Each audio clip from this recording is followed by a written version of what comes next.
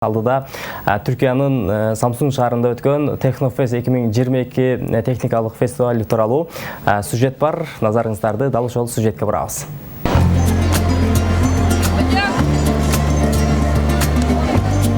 Түркиянын Самсун шаарында техникалык эң ири фестиваль Технофест 2022 болуп өттү. Технофестке Түркиянын ар бир аймагынан жана дүйнөнүн 150ден ашык мамлекетинен көрүүчүлөр катышты.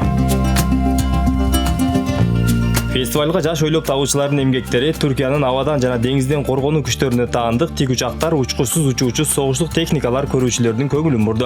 АБ-412 тик учак экен.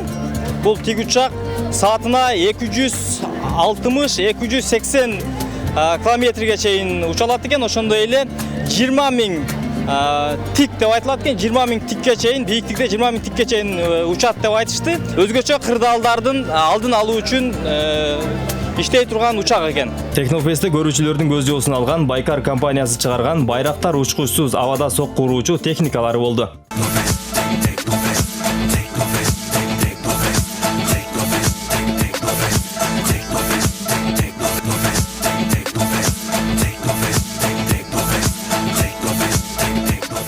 Байкар компаниясына таандык байрактар Кызыл Элма учкучсуз абадан сокку уруучу учагынын салмагы 6 тоннаны түзсө, абада өзү менен кошо 1,5 тонна жүктү көтөрүп 5 саат учуу жөндөмдүүлүгүнө ээ.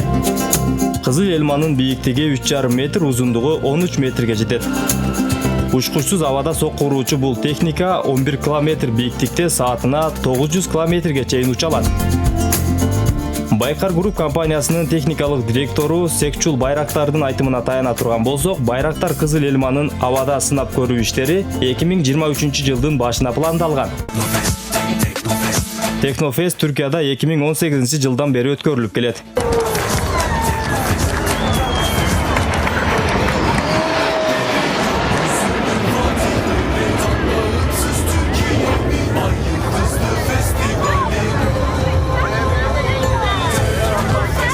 Технофест ушул жылдын май айында Азербайжандын Баку шаарында да өткөрүлүп, иш-чаранын ардактуу коногу катары Түркия Республикасынын президенти Реджеп Тайип Эрдоган да катышкан. Технофесттин негизги максаты окумуштууларды, жаш ойлоп табуучуларды, таланттуу жаштарды колдоо жана алардын кыялдарын, максаттарын ишке ашыруу болуп эсептелет. Түркиянын Самсун шаары Технофест 2022, Шабдан Гүлжигитов, Аскар Бактыбек, 5-канал.